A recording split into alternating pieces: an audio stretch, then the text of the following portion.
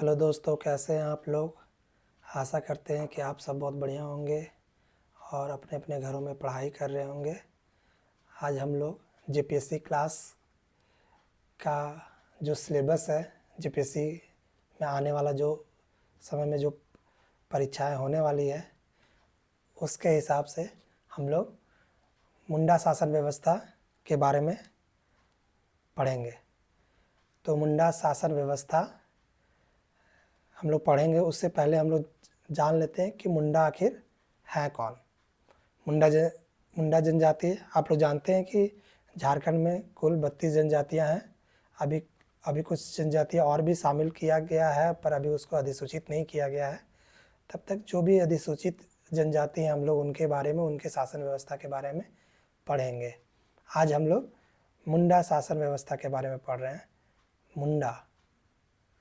मुंडा शासन व्यवस्था के बारे में हम लोग पढ़ेंगे और देखेंगे कि आखिर मुंडा जनजाति के लोगों का शासन व्यवस्था किस प्रकार का था, कैसे वो लोग अपने अपने यहाँ शासन कर रहे थे, इसके बारे में हम लोग पढ़ेंगे। तो जानते हैं कि यह झारखंड में कोलेरियन ग्रुप के जनजाति हैं और प्रजाति के दृष्टि से देखा जाए तो ये ऑस्ट्रेलॉइड प्रजाति के हैं। इनके निवास स्थल के बारे में विद्वानों में मतभेद है, पर इनके जो मूल 3 विचारधारा है उसके अनुसार, प्रथम जो विचारधारा है उसके अनुसार इनकी मूल भूमि तिब्बत को माना जाता है। इनकी मूल भूमि तिब्बत को माना जाता है, ये देख सकते हैं आप।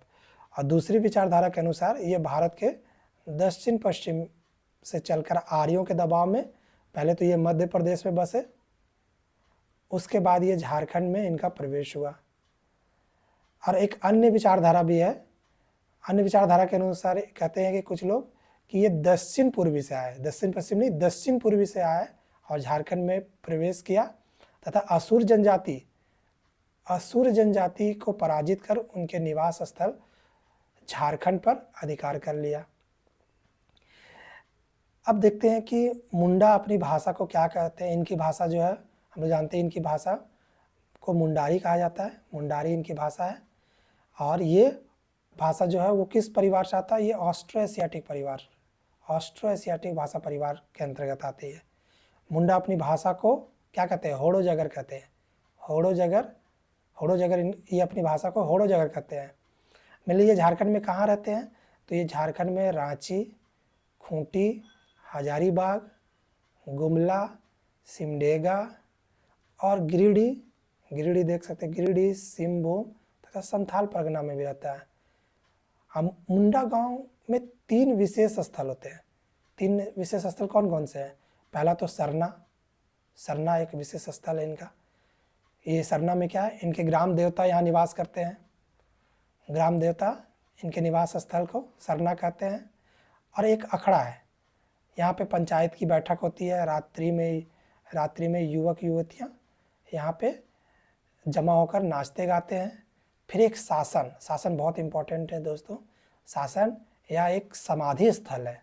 शासन क्या है, एक समाधि स्थल है। यहाँ शवों को दफनाया जाता है। समाधि स्थल पर पत्थर के सील रखे जाते हैं, जिसे शासनदिरी कहते हैं। क्या कहते हैं? शासनदिरी कहा जाता है ना। जिसको पत्थर के सील को जो रखा जाता है उसको शासनदिरी कहते हैं। इनका एक युवा गिरा है। युवा गिरा में मेनली क्या होता है कि युवक युवतियों को ट्रेनिंग दिया जाता है अपने परंपरा जो इनके हैं अपने, वो लोक परंपरा से लोगों को अवगत कराया जाता है। और यहाँ पे इनको कैसे समाज में रहना है, किस प्रकार से रहना है, इस तरह का शिक्षा दीक्षा दिया जाता है।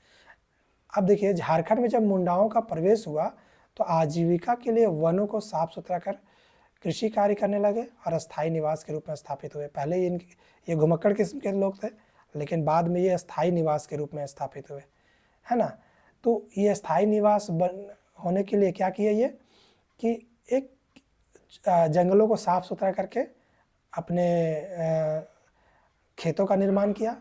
जो इस प्रकार का जो खेत हुए, जिनको ये जंगल को साफ करके बनाया, उस तरह का खेत को इन लोग खुटकट्टी खेत क्या, खुटकट्टी खेत। और जो गांव वहाँ बसा है उसको खुटकट्टी गांव कहे। और जो इस तरह का ये साफ सफाई करके और गांव बसाया, खेत बनाया, उन लोगों को खुटकट्टीदार कहते हैं। क्या कहते हैं? खेत बनाने वाले को क्या कहते हैं?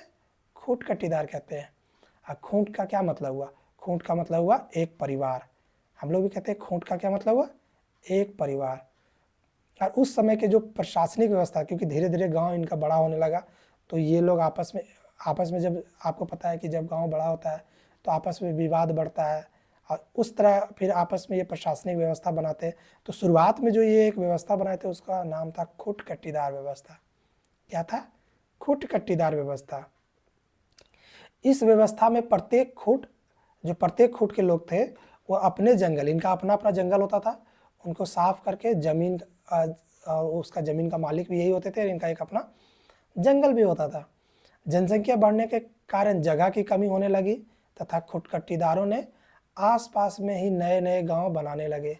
ये गांव नए जरूर थे, परंतु इन गांवों की सामाजिक, सांस्कृतिक, धार्मिक, राजनीतिक व्यवस्थाओं का संचालन उसी पैतृक गांव से होती है। अभी भी आप देखते होंगे कि एक लोग दूसरे गांव में जाके बस जाते हैं, पर उनकी जो परंपरा है, उनकी जो लोक परंपरा है और उनकी जो प्रशासनिक है, राजनीतिक व्यवस्था है, सांस्कृतिक व्यवस्था है, उनकी उसी पैतृक गांव से ही चलती है, पैतृक गांव से होती रहती है। ऐसे गांव की संख्या जब अधिक हो गई तो फिर उसको चलाना बड़ी बात होने लगा। तो एक शासन व्यवस्था का निर्माण किया गया, जिसे क्या कहने लगा? मुंडा शासन व्यवस्था। क्या कहा गया? मुंडा शासन व्यवस्था हुआ। तो आइए देखते हैं मुंडा शासन व्यवस्था के बारे में हम लोग आगे जानते हैं कि ये जनजातियों का एक शासन व्यवस्था है, मुंडा शासन। तो मेनली ये मुंडा जनजाति का शासन व्यवस्था है। मुंडा जनजाति की शासन व्यवस्था को मुंडा शासन व्यवस्था कहा जाता है। क्या कहा जाता है? मुंडा शासन व्यवस्था कहा जाता है। झारखंड में सर्वप्रथम राजकीय व्यवस्था की स्थापना मुंडाओं द्वारा ही प्रारंभ की गई है। ऐसा कहा जाता है कि जो झारखंड में सर्वप्रथम राजकीय व्यवस्था का स्थापना हुआ वो किनके द्वारा हुआ? मुंडाओं के द्वारा ही प्रारंभ की गई। और झारखंड में राज्य निर्माण की भी प्रक्रिया भी मुंडा द्वारा किया गया। प्रथम कौन थे वो? ऋषा मुंडा। प्रथम व्यक्ति कौन था? ऋषा मुंडा, जो मुंडा राज्य की स्थापना, झारखंड में राज्य निर्माण की शुरुआत की, है ना। ऐसा माना जाता है कि उसी के नेतृत्व में सुतिया पाहन को मुंडाओं का शासक चुना गया। और इस शासन व्यवस्था से मुंडा अपने समाज में घटित सामाजिक, धार्मिक, आर्थिक आदि मामलों का निपटारा करते हैं, है ना। जो जनजाति है, ये बहुत इंपॉर्टेंट टॉपिक है दोस्तों। झारखंड के जेपीएससी परीक्षा में यहाँ से 1-2 प्रश्न रहते हैं, इसीलिए आप लोग इसको बहुत अच्छे से देखेंगे। मुंडा शासन व्यवस्था से संबंधित जो महत्वपूर्ण पद है एवं संगठन, उसके बारे में हम लोग जानते हैं। अभी हम लोग देखा कि एक खूंट जो बना, ये खूंट जो बना तो बहुत सारे खूंट मिलके, बहुत सारे जो खूंट थे उनके मिलने से क्या हुआ कि धीरे धीरे जब खूंट बहुत सारे, तो ये खूंट का क्या मतलब बताया अभी कि परिवार होता है। तो बहुत सारे खूंट यानी परिवार मिलके एक ग्राम पंचायत बनाया। क्या बनाया? ग्राम पंचायत का निर्माण किया, है ना। तो जो ग्राम पंचायत था उसमें मेनली उसके सदस्य कौन होते थे? तो बुजुर्ग होते थे। अब देखिए, बुजुर्ग सब में होते हैं, बुजुर्ग, महिला भी बुजुर्ग हैं, पुरुष भी बुजुर्ग हैं, लेकिन आपको एक बता दें कि इसमें महिलाओं की भागीदारी नहीं थी, सिर्फ पुरुष ही इसमें भागीदार होते थे। इस पॉइंट को आप नोट डाउन कर लेंगे कि इसमें महिला भागीदार नहीं होते थे, सिर्फ पुरुष होते थे। इसीलिए महिलाओं के बारे में अगर कहा जाए तो कि मुंडा शासन व्यवस्था में महिलाओं का क्या था, तो इसके बारे में कहीं जिक्र नहीं मिलता है कि महिलाओं को भी जो बनाया गया था ग्राम पंचायत उसके सदस्य होते थे वो। तो प्रत्येक खूंट की एक मतलब खूंट के बुजुर्ग ग्राम पंचायत के उनके सदस्य होते थे, है ना। और जो ग्राम पंचायत के ये लोग सारे बुजुर्ग मिलके एक व्यक्ति को चुनते थे जिनको मुंडा कहा जाता था। क्या कहा जाता था? मुंडा, या फिर इन्हीं को हाथू मुंडा भी कहते हैं। हाथू मुंडा भी इन्हीं को कहा जाता है ना, हाथू मुंडा, है ना। तो मुंडा या हाथू मुंडा पूछा जाएगा तो ये मुंडा जो ये क्या होते थे, मुंडा ग्राम पंचायत के हेड, सारे बुजुर्ग में से ही इनको चुना जाता था। अब क्या है कि कई गांव को मिलाकर इसी तरह, अब ये एक ग्राम पंचायत हुआ, यानी ग्राम पंचायत यानी हर गांव में एक ग्राम पंचायत होगा। इस तरह के कई ग्राम पंचायत मिला के एक पट्टी का निर्माण करते थे। किसका? पट्टी का निर्माण करते थे, पट्टी। और इसका प्रमुख सारे, इसमें कौन भाग लेते थे? तो हर ग्राम पंचायत के जो हेड होते थे, कौन होते हैं हर ग्राम पंचायत के? तो मुंडा। तो मुंडा सदस्य होते थे किसके? मुंडा सदस्य होते हैं इनके। पट्टी के सदस्य कौन होंगे? मुंडा, है ना, मुंडा या हाथू मुंडा, है ना, मुंडा या हाथू मुंडा जो होंगे वो पट्टी के सदस्य होंगे। और यही मुंडा और हाथू मुंडा के बीच में से एक प्रमुख को चुना जाता था जिसको मानकी कहा जाता था। क्या कहा जाता था? मानकी। आशा करते हैं दोस्तों आपको ये चीज़ समझ में आ रही होगी मैं जो समझाना चाह रहा हूँ, है ना। तो ये इन्हीं मुंडाओं के बीच में से चुना जाता था जो एक मानकी होते थे। फिर क्या हुआ कि अब बहुत सारे पंचायत बनने लगे। अब इस पंचायत को भी संचालन करने के लिए पट्टियों का निर्माण हुआ, बहुत सारे पट्टियों का निर्माण हुआ। उस पट्टियों में जो पट्टी के जो सदस्य हुए, ये पट्टियों को मिला के पढ़ा का निर्माण हुआ। किसका? पढ़ा का। और इस पढ़ा के सदस्य कौन होंगे? तो मानकी लोग होंगे। मानकी लोग ही इसमें बैठक करने के लिए जाते हैं, है ना। मानकी गया इसमें बैठक के लिए, मानकी गया। अब ये मानकी के बीच में से ही एक पढ़ा राजा बनता है। क्या बनता है? पढ़ा राजा को चुना जाता है ना। तो ये एक अंतर ग्रामीण संस्था है। अलग अलग गांव के संस्था, अलग अलग पट्टियों से मिलकर एक संस्था बनाया था जिसको पढ़ा राजा कहा जाता है। इसका प्रमुख को क्या बोला? पढ़ा राजा। अब पढ़ा राजा का तो बहुत बड़ा क्षेत्र हो गया। तो इनकी सहायता के लिए पढ़ा राजा के 5 सहायक होते थे। 5 सहायक होते थे। पहला दीवान, बताएंगे इनका क्या काम था। दूसरा ठाकुर, तीसरा पांडे, चौथा कर्ता और पांचवा लाल। ये बहुत इंपॉर्टेंट है, जेपीएससी में इससे सवाल पूछ चुका है कि पढ़ा राजा के सहायक कौन कौन है। निम्नलिखित में से पढ़ा राजा के सहायक निम्नलिखित में से कौन से नहीं है? तो ये यहाँ से 3 देंगे, ऑप्शन 1 नहीं रहेगा। तो जो नहीं रहेगा वो ऑप्शन को वहाँ टिक करना था, है ना। तो इसको ध्यान देना है। अब देखिए कि सबका हम देखते हैं कि सबका क्या काम है। अब जैसे ठाकुर है, अभी हम लोग देखें ठाकुर। ठाकुर क्या करता था? ये पढ़ा राजा का सहायक होता है। पढ़ा राजा का सहायक कौन होता है? ठाकुर। ठाकुर पढ़ा राजा का सहायक होता है। उसी प्रकार दीवान जो है, दीवान ये क्या है? पढ़ा राजा का मंत्री है। मंत्री कौन है? पढ़ा राजा का मंत्री दीवान है। ये इनका एक मंत्रिमंडल होता था, उसका सदस्य होता है दीवान, है ना। अब पांडे क्या करता था? पांडे का काम था कि दस्तावेज का रख रखाव, बहुत सारे डॉक्यूमेंट्स हो जाता था, उसके रख रखाव का वाला अधिकारी कौन था? पांडे था। अब है एक है बरंकदाज। बरंकदाज क्या है? ये बरंकदाज मेनली गांव के सिपाही को बरंकदाज कहते थे। ये गांव का सिपाही का काम करते थे ये लोग। और दारोगा, एक है दारोगा। दारोगा क्या कहता कि जो सभा का जो कार्रवाई, क्योंकि बहुत ज़्यादा संख्या में लोग रहते थे, तो जो उसको कार्यवाही का जो नियंत्रण करते थे उसको दारोगा कहते थे। और लाल क्या था? लाल मेनली सभा का वकील होता है ना। आज का जैसे सरकार का एजी है, उसी लाल जो है वो सभा का वकील होता था। पाहन क्या है? पाहन गांव में, मुंडा गांव का धार्मिक प्रधान पाहन कहलाता है। अब कुछ हम लोग भूमि के बारे में भी देखते हैं। एक होता है डाली कटारी भूमि। ये डाली कटारी भूमि क्या है? तो ये होता है गांव में शांति बनाए रखने के लिए। किसके लिए? शांति बनाए रखने के लिए पूजा पाठ तथा बलि चढ़ाने का कार्य करता है। इन कार्य को संचालन के लिए पाहन को लगान मुक्त भूमि प्रदान की जाती है, जिसे डाली कटारी कहा जाता है। यानी जो पाहन को लगान मुक्त भूमि दी जाती है पूजा पाठ के बदले में, उसको हम लोग डाली कटारी कहा जाता है ना। अब है महतो। महतो का काम क्या था? पाहन का सहायक था। ये पाहन का सहायक था महतो, है ना। मुख्यतः गांव में संदेश वाहक का कार्य करता था ये, है ना। मुख्यतः गांव में संदेश वाहक का काम करता है महतो, है ना।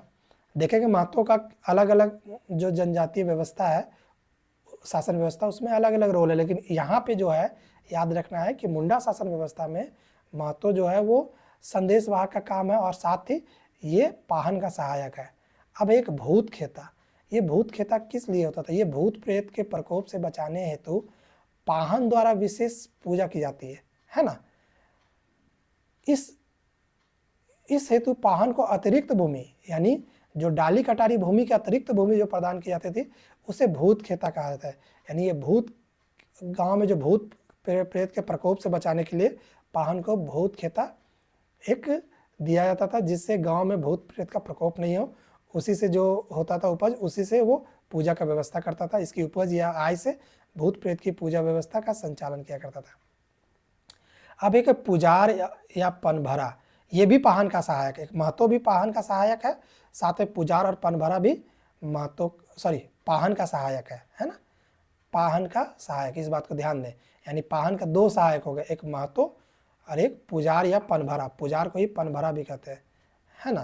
तो आप देखेंगे अन्य तथ्य में भी हम देखते हैं कि पढ़ा में लगभग एक ही कुल के सदस्य होते हैं। जो पढ़ा में जो होते थे, वो जो उसका सदस्य होते थे वो एक ही कुल के सदस्य होते थे। अब पढ़ा मेन ये लोग जो एक कुल के सदस्य इसलिए होते थे कि शुरुआत में पूरे गांव को बसाने वाले लोग यही लोग थे। पढ़ा की एक पंचायत होती है जिसे पढ़ा पंचायत कहते हैं, और इस पंचायत में 5 कार्यपालक अधिकारी होते हैं, जो अभी आपको बताया, दीवान, ठाकुर, पांडे, कर्ता और लाल। ये सभी पद वंशानुगत होते हैं, याद रखना है, वंशानुगत है। एक गए पिता के बाद उनका बेटा बनेगा, है ना, परिवारवाद है यहाँ पे। दीवान, ठाकुर, पांडे, कर्ता और लाल, ये सारे पद वंशानुगत है। अब पढ़ा राजा का मनोनयन चुनाव से होता है। देखिए ये बहुत इंपॉर्टेंट है, चुनाव से पढ़ा राजा का मनोनयन होता है। यही कारण है कि इसे भारत के प्रथम गणतांत्रिक व्यवस्था कहते हैं, क्योंकि यहाँ पढ़ा राजा का चुनाव क्या हो रहा है, ये मनोनयन के द्वारा हो रहा है, चुनाव के द्वारा हो रहा है। इस वजह से इसको भारत के प्रथम गणतांत्रिक व्यवस्था कहते हैं। इन्हें किसी भी प्रकार का कोई राजस्व प्राप्त नहीं होता है, लेकिन यह है कि इनको कोई राजस्व नहीं मिलता है, इसीलिए राज्य व्यवस्था ना करके इसको क्या कहते हैं, सहकारी व्यवस्था कहते हैं। ये राज्य व्यवस्था नहीं है, सहकारी। क्योंकि राज्य व्यवस्था में तो आपको पता है कि मंत्री मिनिस्टर सबको पेमेंट दिया जाता है ना, लेकिन यहाँ पे किसी को पेमेंट नहीं दिया जाता है। ये एक सहकारी व्यवस्था है ना, पढ़ा राजा को कोई पेमेंट नहीं दिया जाता है। तो ये थी आप लोगों की दोस्तों इम्पोर्टेंट मुंडा शासन व्यवस्था से। आशा करते हैं कि आप लोगों को ये क्लास समझ में आई होगी, और आप लोग इस क्लास अगर समझ में आई होगी और अगर आपको मैं समझाने में कामयाब रहा तो इस चैनल को आप लोग सब्सक्राइब करेंगे, शेयर करेंगे। मैं और अगला इसी तरह का वीडियो लाते रहूँगा। अभी तो आज मुंडा शासन व्यवस्था पढ़े हम लोग, इसके आगे जो इससे रिलेटेड जो ऑब्जेक्टिव क्वेश्चन है, हम लोग नेक्स्ट क्लास में ऑब्जेक्टिव क्वेश्चन देखेंगे, है ना, कि इससे क्या क्या ऑब्जेक्टिव क्वेश्चन बन सकते हैं और क्या क्या पूछे गए हैं। तो ये सारे हम लोग देखेंगे नेक्स्ट क्लास में। तब तक के लिए आप लोग अच्छे से पढ़ते रहिए। आप लोग को धन्यवाद। क्लास को आगे शेयर करिए अपने दोस्तों में, अपने व्हाट्सएप चैनल, अपने व्हाट्सएप के माध्यम से, टेलीग्राम और अलग अलग जो सोशल मीडिया माध्यम से, वहाँ से ज़रूर शेयर करें, ताकि मेरा हौसला अफजाई हो। और लाइक करें, शेयर करें और सब्सक्राइब भी करें हमारे चैनल को। तब तक के लिए आप सभी को धन्यवाद। आशा करते हैं कि आप लोग को ये क्लास समझ में आई होगी। धन्यवाद।